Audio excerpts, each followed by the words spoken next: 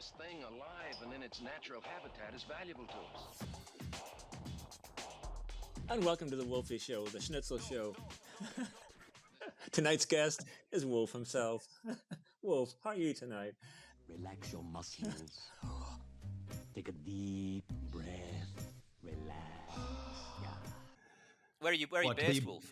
I'm Frankenjura. I mean, back amazing. again.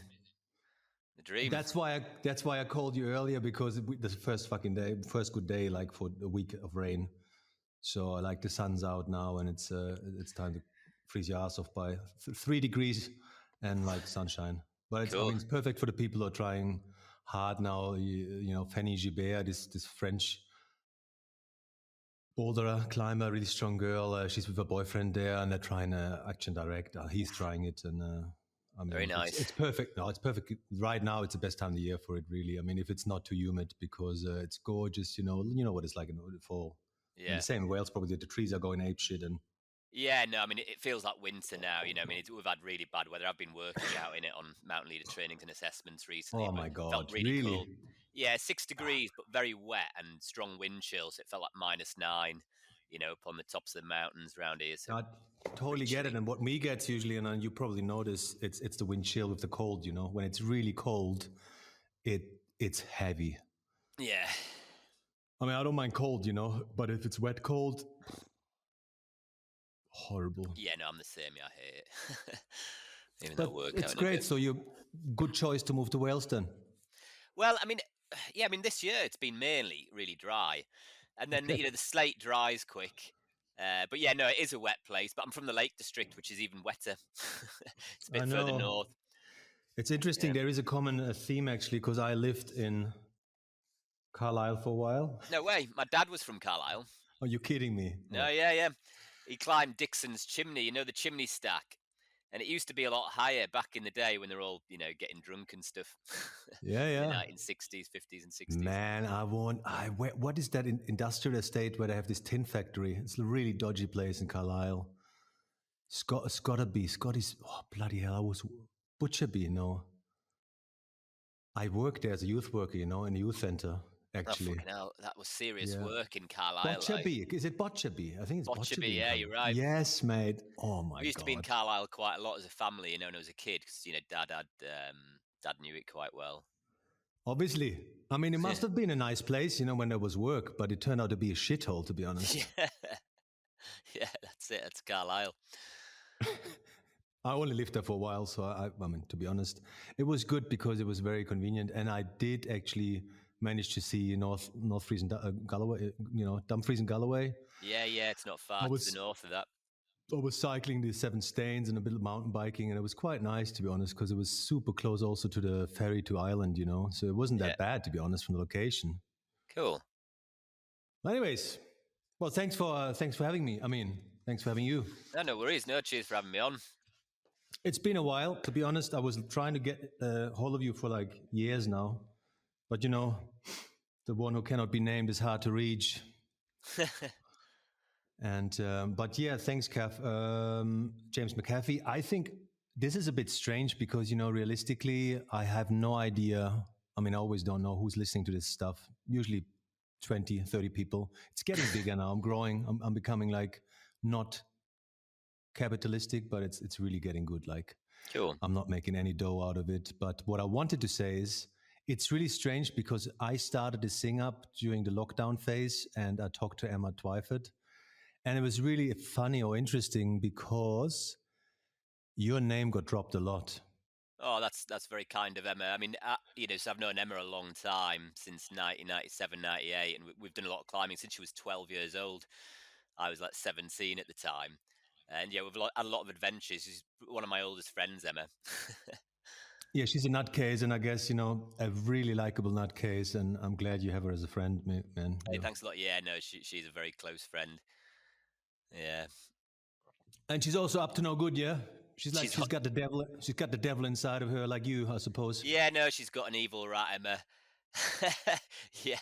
And yeah, she loves climbing.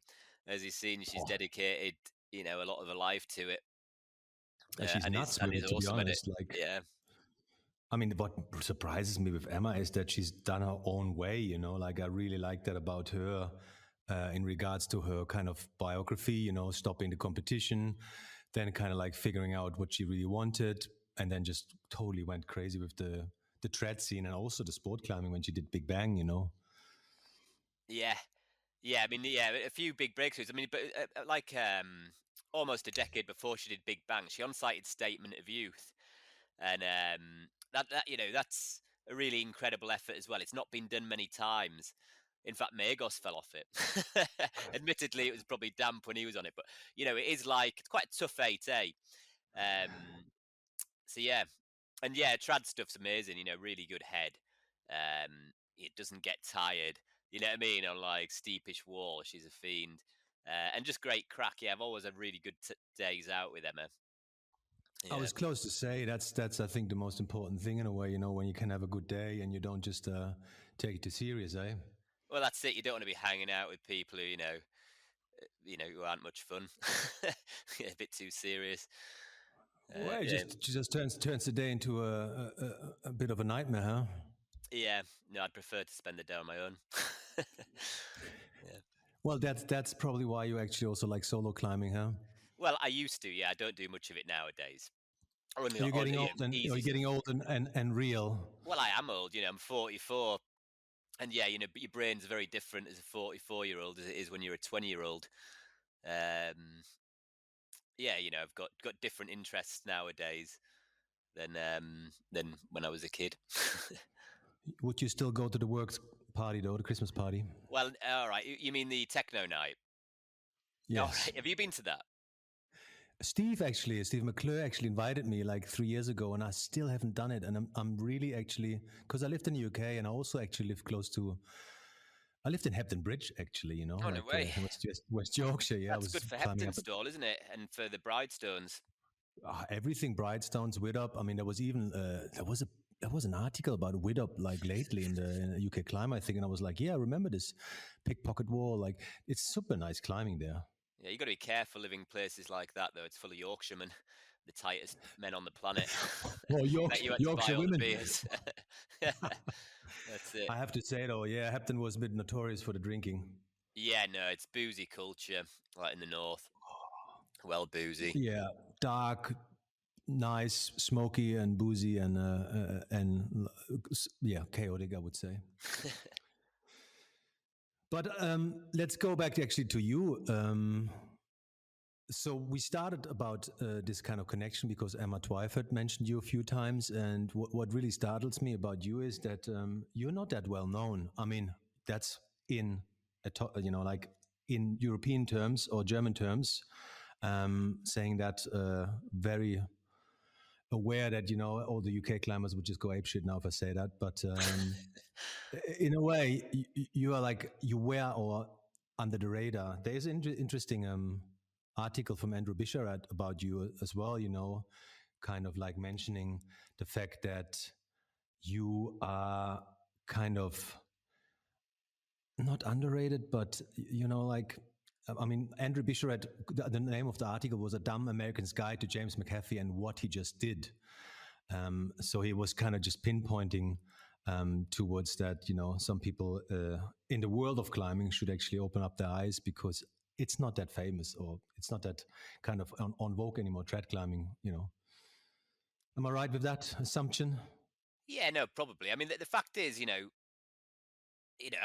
most of my climbing when I was younger was on-site climbing and and soloing, and then I was quite shy when I was younger, so wasn't that keen on photos and videos, and also it's less things like red pointing for hard routes are often got like cameramen ready for when they get the big send, whereas on sighting it's more maybe people have been amped up, certainly in modern times are into these flashes and they've got cameramen set up. But, I guess when I was in my heyday, it was still, there was no smartphones, there weren't many cameras.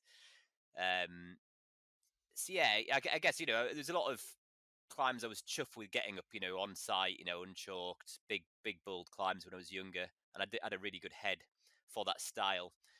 But it's a style a lot of people don't really understand. You know what I mean? Like the UK lot of UK trad, is kind of a bit dangerous. It's about having a good head. It's not like the steep athletic sport cliffs where it's about hanging off one arm with 60 kilo on gives you a massive power to weight, improvement in performance, on like, hard, super hard sport and trad stuff like Action Direct. Yeah. I totally agree, and it's a different ball game, And I suppose people from Saxony or from Adersbach would understand this a bit more because of the dangerous, the high dangerous component for the trad climbing and the soloing as well. I think if people haven't really grown up with that style of climbing, they struggle.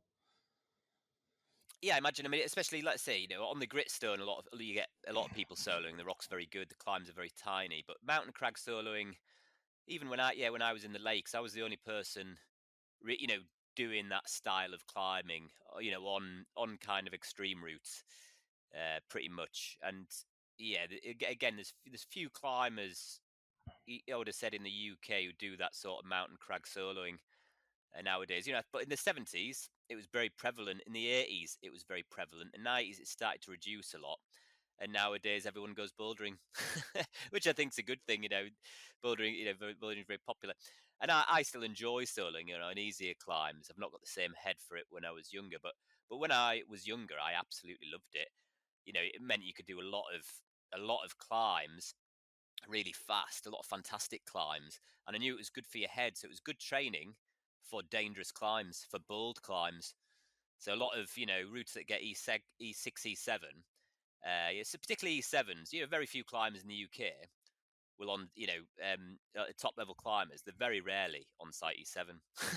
Some years hardly ever. Unless it's very well chalked and it's the gift for the grade, that sort of thing. Because it's quite hard and requires a really good head. But yeah, soloing like tricky-ish routes was fantastic training for the dangerous parts of these climbs. How would you describe E7 climbing to people who are like into bouldering, for example?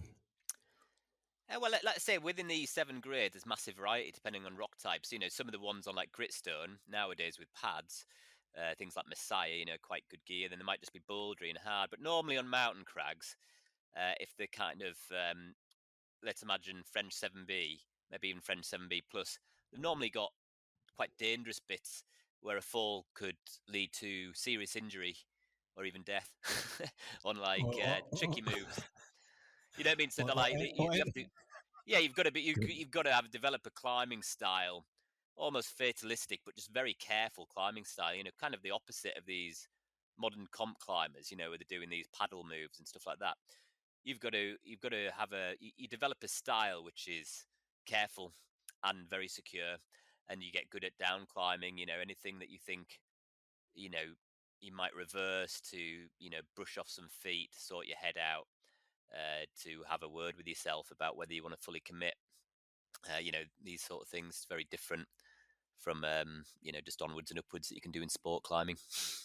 Yeah, I totally agree. I'm just remembering kind of like the story of Johnny Dawes doing Indian Face and his endeavor or his drinking spree before that, in a way of kind of like just not being sober and still doing it. Yeah, I mean, I looked at my diary from 25 years ago and it is shocking. Like it was just, it's a boozy culture in the UK. You've lived here, you know what it was like. So, and, it was just fantastically dangerous. And stupid, I didn't realize how bad for you since I listened to that Professor Andrew Huberman's podcast about boozing.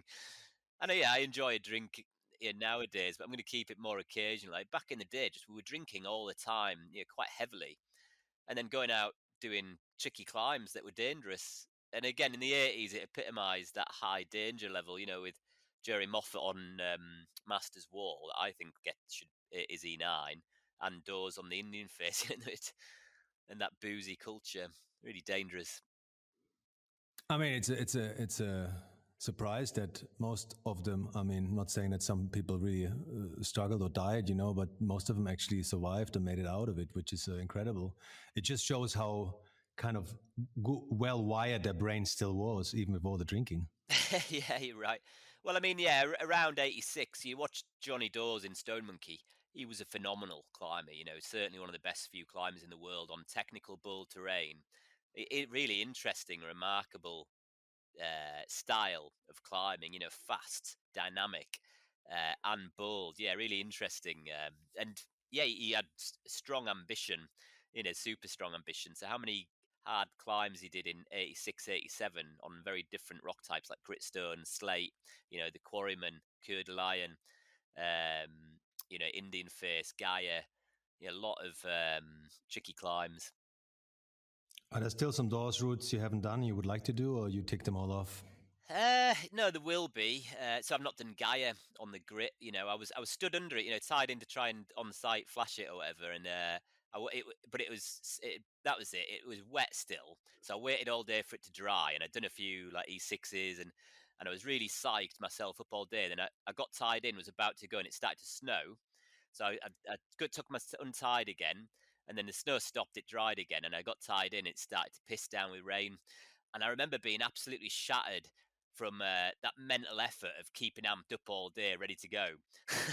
And then I went up and did my winter ML in Scotland. Disappeared like a qualification. So I didn't get another opportunity. I'd just not been back to it. That was 15 years ago.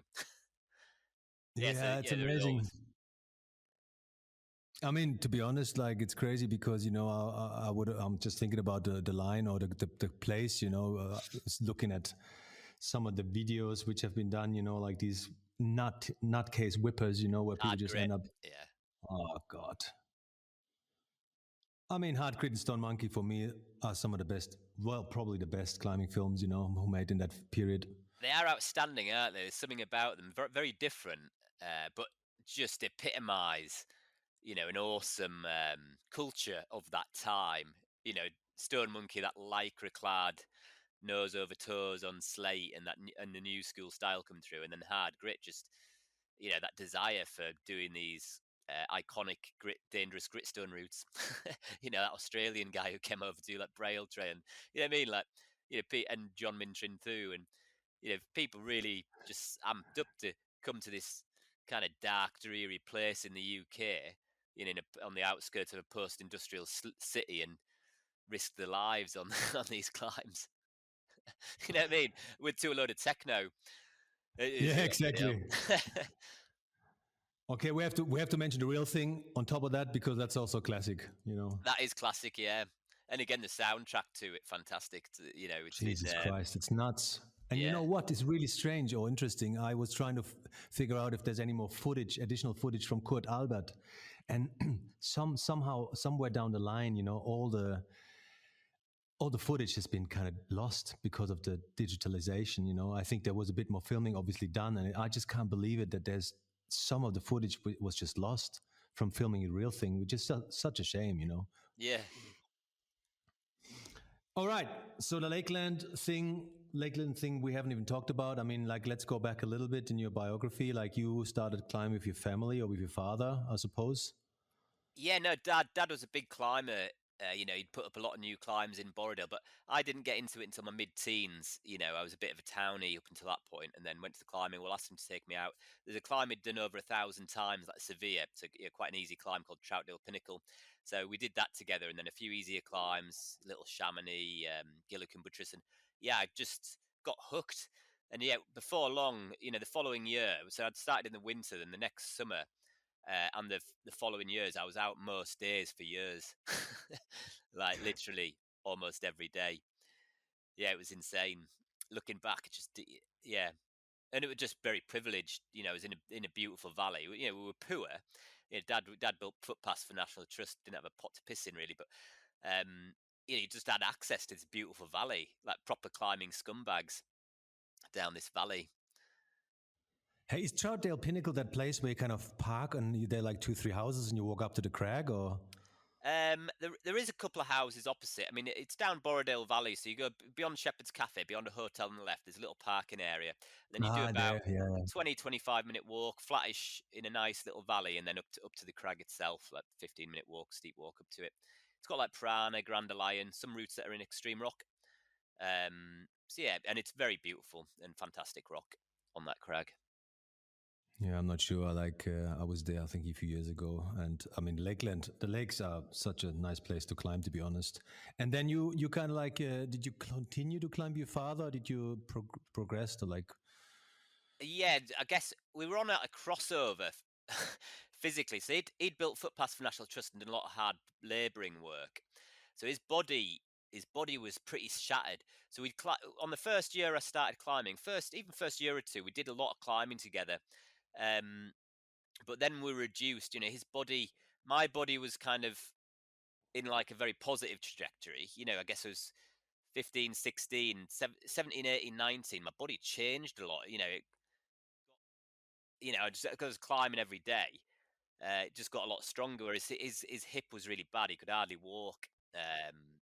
By the early O's, he could bike, he could climb, but he could hardly walk until he had a hip replacement, and then he died a year, within a few months after that. So, but yeah, I got fond memories of climbing with Dad. I was a stroppy teenager, an aggy teenager, and we had the odd argument, but we had some good times. Like I say, he didn't drive because he'd missing half an eye. He never had a license, but we used to bike down Borrowdale Valley, bike down Thirlmere Valley, and go and do a load of climbing together. Well, there you go. Right. That was like equal point in those days, huh? Equal what? Equal point. It's like a new style of like Elin Menestrella pushing this, Sophie Paulus, or for like say green kind of excess, like approach with the bicycle and then hike up to the crag. Yeah, neither of us had a car. It was just the only means to get out climbing. Good training too. It was, yeah. I mean, at the time, I was fit. When I was 17, I was fit as sin. Looking back, I've grown a few more vices over the years, but yeah, it was a golden time. I would have said, around that, the late teens. I was having a fantastic time. Did you? When did you leave the lakes then? I left September 2002. I started university at Bangor University, North Wales, and that was one of the best moves I've ever made. Basically North Wales, I really rate it. Both, I think it's a very beautiful place. I think the landscapes are stunning, cultural history really interesting. Around the slate quarrying, the very poor communities, similar in South Wales when the coal mines shut, but a strong sense of socialism and a very old language. The Welsh language is really old. It's very tricky to pick up. Yeah, I've spent many hundreds of hours attempting to, thousands maybe. Yeah. And the climbing's also fantastic. Yeah, I was close to say there's so much variety. Yeah, a lot of people I talk to, like, who else did I talk to? Hazel. They're all rated very high. They're like, this is amazing. It's like small hobbit land. Where everybody can do their own thing, and pretty girls who rock up in the scene usually are quick to be taken. Sounds a bit harsh, but that's what I've been told. Yeah. I mean, I'm too old. I'm kind of past all that stage now. I'm just like, an elderly bachelor. But you're turning from the Dark Lord to Gandalf. Is that what he's trying to say? Well, yeah, maybe a different character from Gandalf. But yeah, no, that's it. It is a good scene. Basically, it's a very friendly scene. You know what I mean? And it's very centralized. Lake District is very segregated. If somebody lives in the Borrowdale Valley, an hour's drive round to the Wasdale Valley is a tiny scene. An hour's down to Kemp. Yeah. Here, you got the Clanberis Pass, and you got the climbing walls, and you got the parties, and everyone quickly knows almost everyone. There's always somebody to do something with. And you drive at the Clanberis Pass, you'll probably see people you know. So I really like that.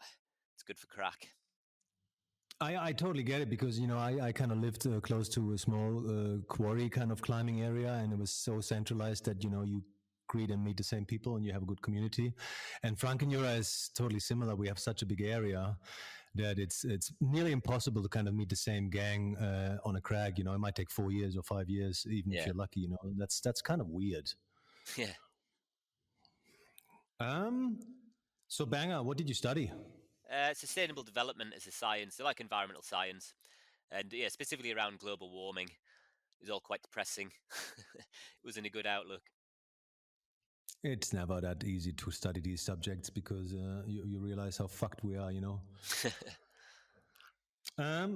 Just back to climbing a little bit. What I'm really interested in is that, first of all, for the people who don't know, James, like you are versatile. It's not just that you've done really hard trad, but you also done sport climbing, for example, like on a high level, like for example the Big Bang 9A in Wales. And I wonder, first of all, what I would like to know, which I really don't know, is how many repeats did Big Bang get so far? It's had 4 now. So Emma Twyford, Kieran Forrest, Neil Carson set it. He put it up, and then I did it twice, and then Emma did it, and Kieran did it. So yeah. Why did you do it twice? Because there was no camera there, or what? Yeah, no. So I did it, and then I went back to get pictures with Ray, and got to the crux feeling fresh, and I did it a lot more easily. First go, I scraped up it. Second go, I felt really secure. I guess I was dead relaxed mentally.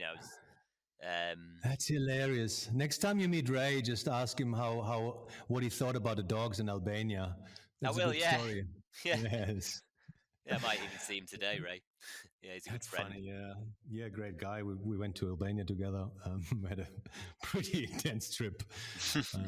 Robbie was there as well, and Emma actually came along, which was fun. Oh, I did see them pictures. It was for Patagonia. Yeah, it was I mean, we nearly got bitten, But ask Ray what he thought about the dogs, man. I really want to know. One thing which really which I find really interesting is, and I would like to get your perspective of. There are two things. First thing in a way is like the sport and the sponsorship issue. There was an article from you, I think, from 2015 on your blog in regards to a little bit of a kind of open question, I think, and I'm just going to read out your comments then. Oh no! Go on. Yeah, exactly. Well, what you wrote was, and I'm quoting now: sponsorship has changed over the years. In the 90s, you could get free boots and kit for climbing well, and if you were a little known, maybe even some free clothes. Nowadays, to be sponsored, free boots, you are expected to have a blog, Twitter feed, a Facebook athlete page, and a climbing CV which states you can red point almost as well as Ondra can onside. Has there anything changed really to that quote? No, I guess not. I guess it was just a statement on the changing game. It's just so different. Back in the day, it was all obviously magazines based. And yeah, I guess, I've had a variety of sponsors over the years, and some of them were like expecting a lot for giving very little. It'd be better off not being sponsored by them. Yeah, for instance, Arc'teryx, they had this contract, and it was kind of, you had to chip away at your soul. They wanted like you had to put so much output, so many posts out, and they weren't bothered about what you were putting out in terms of quality. And I just thought, I wasn't really into it. What I mean? Because it wasn't like you were getting, you would have been better off just, because you can lay a lot, if you're in the work in the outdoors, you can lay that against tax. It's like, it wasn't really worth much of your time, the amount of time it's put in for your marketing and kind of bully, really, And it's just a very different game, I would have said. Would you say it's become harder for young people to kind of start off or become like a pro climber?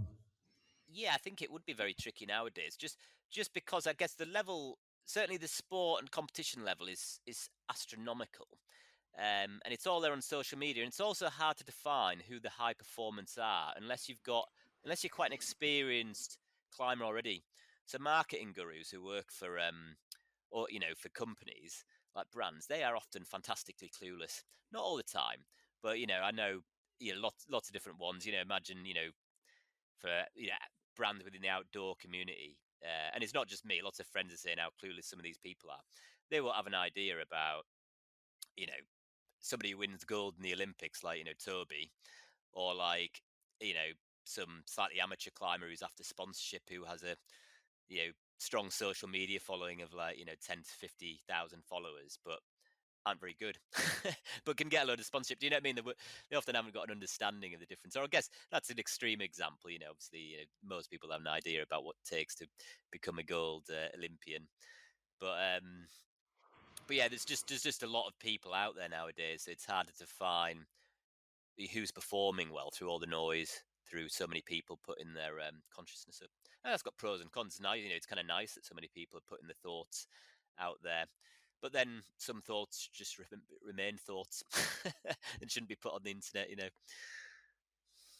It's an interesting point you just kind of brought up. There has been a change in the climbing industry or in the climbing scene in general, and you just kind of like talked more about the organizational or let's say the kind of like company side of things. And I talk to a lot of people from the industry, and they've actually said that like people are coming in, they come from a marketing or from a business background, and there's no more connection in a way to the sport, which kind of is, I guess, normal when things become professionalized.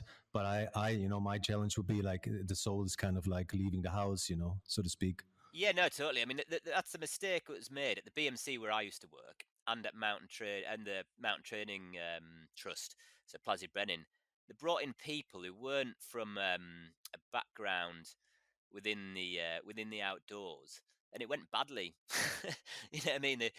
The people made poor decisions, and when you look at it, I think, well, they might have a bit of a business background, but it'll take them ages just to develop an understanding about what was going on. The BMC was quite a complex organisation, like a governing body for competition climbing, but a representative body for walkers and climbers. It had lots of different committees who all had input.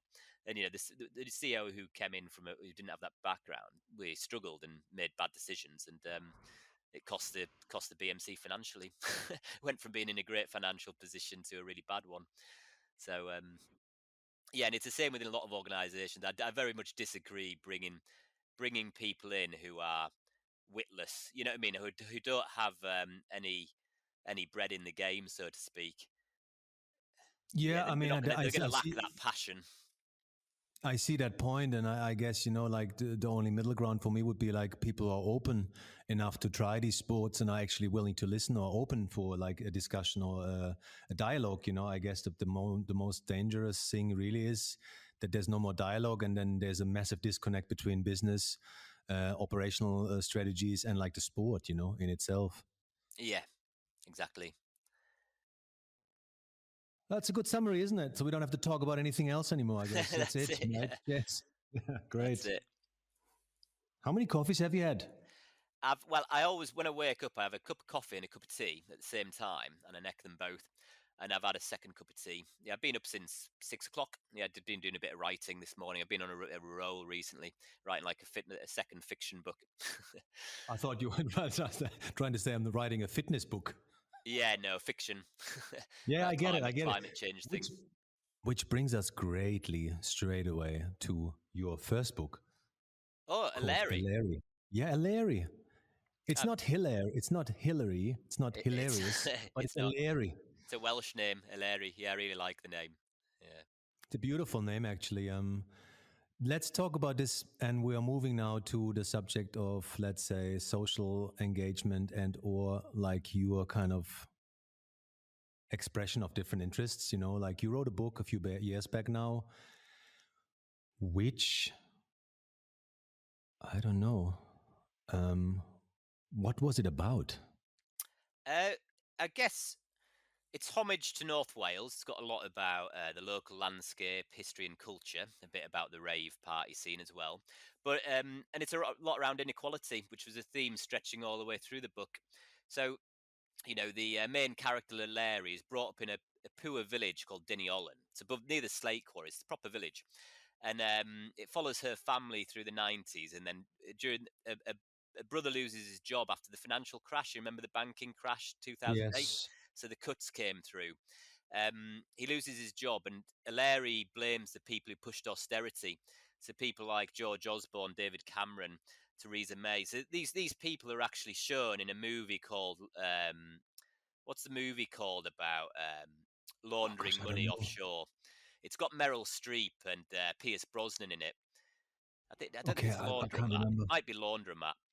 But anyway, these people are shown in there, and these people are in the Conservatives. They've pushed austerity on the poor, which affected the poorest in society, services-wise. These have millions of pounds kept in offshore accounts that goes untaxed. So she goes after revenge on them. And let's say, the end of it is tongue-in-cheek, but I had a fantastic time writing it. It was very cathartic because there's nothing, it's very tricky to do much about these very powerful people. Power. You look at Donald Trump getting in for a second term, but you can ridicule them. And that's effectively what I'd do in my book. Same as Nigel Beautiful, Farage. beautiful. Yeah. I mean, I guess there's still some hope, when there's still the option to write books and not getting put into prison for it. Well, that's it. Yeah, we're not in Putin's Russia at the minute, thankfully. Yeah. So yeah, I had a great time writing anyway. Yeah. That's, I mean, I can highly recommend the book. I mean, literally, I don't want to say anything wrong because I only read the Amazon reviews and they were quite good. There was 19 reviews and you have 4.5 stars. So I guess you're right up there, And I think it's great to have people also not doing sport, but also like getting engaged, politically and socially, like with a different point of view. And another thing, what I would like to ask you is, there was a film from Extinction Rebellion, and you did like a first ascent. Can you tell us about this thing? Yeah, so Extinction Rebellion, they got in touch with me. So I knew this was an environmental group who that Roger Harlem, a chap, helped organise. But they were planning on going to London. Now they got in contact with me, and I thought they were for a good cause. So all right, well, I can't remember. Yeah, they wanted me to make a movie about. I can't remember exactly what they wanted, but I said, "Oh, I'll do a new route and name it after you." And they'd got this team over, like a filmmaker from France, and they came and made this movie. Now, I thought they would have zero success in London when they were on about doing this protest, but they went down to London and they were, they took over London, they blocked the streets, got tens of thousands of people there from all walks of life, grandmothers worried about grandkids, young people worried about the future. And they took over the streets, and they managed to get all the governments in the UK, the English government, the Welsh government, the Scottish government, to declare a climate emergency. So it might be one of the more fantastically successful, um, protests, in history in terms of one-off protest. I'd like to say, it kind of wasn't quite successful afterwards in what it turned into. Don't get me wrong, they've done some good work, but that was, I was blown away what they achieved in that protest. Yeah, wow, that's pretty amazing. It just shows, what civil movements can actually still do nowadays, if people are willing to stand up for stuff. Yeah, that's it. I mean, I made my way down when I saw, bloody hell, it is like, I didn't realize how awesome it was going to be. Made my way down, but by the time I arrived, it was on the way out a little bit. And also, I should just say how brave the protesters are, because I went to the second protest down there, and people people were getting arrested, by the police. Now, you think, oh, getting arrested isn't that big a deal, but if you want to get a job when you've got a criminal record, it is much trickier. And also, people were willing to sign up for how long they'd go to prison for, and it was up to 10 years. People had signed, oh, I'm happy to go to prison for 10 years for this cause, on this email list that Extinction Rebellion come out. That's something else, isn't it, in terms of courage? And when the cops come to get you, agree. I mean, yes. Yeah, when the cops come in to arrest you, it is intimidating. So lots of people getting arrested just to try and slow the police down from nicking all the stuff, and getting people, clearing the protests. Yeah, I mean, I guess the same thing happened lately with the kind of critique of the Israeli government. But let's not get into politics too much because that's always a tricky one to discuss in a podcast. And I would rather do it, whilst drinking a Franconian beer or like a Scottish whiskey or something, or just a cup of tea. I don't know. There are a few more pressing matters which I would like to discuss, and then we're kind of cool, One thing is because you have been not in the forefront, but you've been one of the leading figures for trad climbing and kind of like youth development also in the UK. Where do you see, like, I really am asking myself, like, where do you see trad climbing going, in regards to, yeah. I don't know. I mean, it's certainly in the UK, there's less scope for development unless you're willing to go to places like Scotland or the esoteric areas of Pembroke.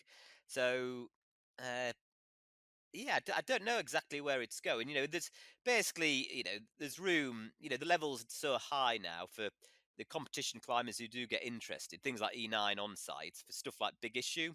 It's probably soft 8B. The gear's quite good at the grade. Divided years, gear's quite good at the grade. Things like that will become regular flashes on sites for the strong ones. And the Zod E10 again with good gear. that'll be getting on site. So I see that happening. But I think within trad climbing for the majority, I think a lot of the Molly Thompson-Smith, a good comp climber. I think she's been getting into a bit of trad recently. I think once people are taste a little bit of it, I think they'll want to go and do a lot of the classic climbs, from all grades. Things like tennis shoe and the easy ones on Idle slabs, the easier ones in the Lake District too. Some of the ones in Scotland. Oop, I've lost you.